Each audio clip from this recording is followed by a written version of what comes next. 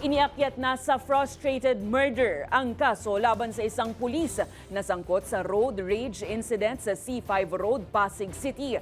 Lumabas din ang buong video ng insidente na nagresulta sa panunulak ng pulis sa isang motoristang sumemplang sa kalsada. Ang balitang A to Z ni Kim Salinas.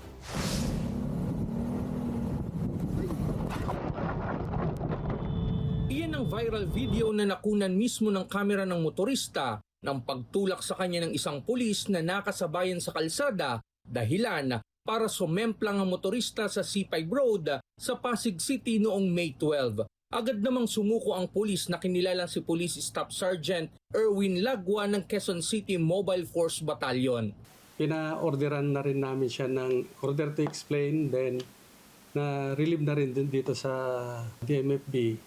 So, umaandar ngayon yung kasong kriminal saka administrative niya. Pinatawag naman ang biktima na kinilala lamang sa pangalang Vincent. Sinurrender niya sa pulisya ang kanyang kamera para makuha ang buong footage ng insidente.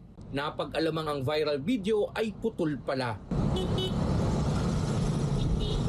Makikita sa buong video ang pagbusina at pag-overtake ng pulis. Nagkaabutan ng dalawa sa isang bahagi ng kalsada. Dito na kinompronta ng motorista ang pulis. Madali ka, sir? Ano? Mamadali ka? Ba't nangangat ka? Oo, nasa video ka. Sige. Okay, no. Ba't kinakat mo ako? Matapos ang komprontasyon, umalis na ang pulis pero binuntutan pa rin ito. Dito na tinulak ng pulis ang motorista. Matapos lumabas ang buong video, may mga netizens na naghayag ng suporta sa panig ng pulis. Pero giit ng QCPD, hindi nila kinukonsenti ang inasal ng kanilang tauhan. Nakita natin yung intent ng ating suspect na to cause damage which could have been detrimental po sa buhay ng ating victim po.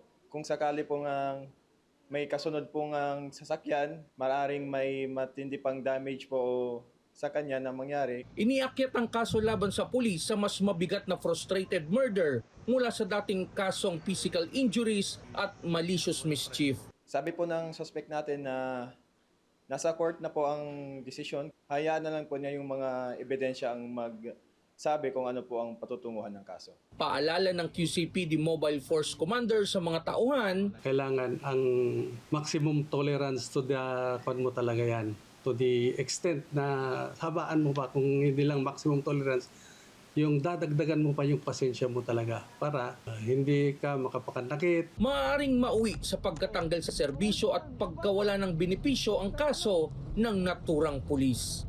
Para sa Balitang Ito Z, Kim Salinas.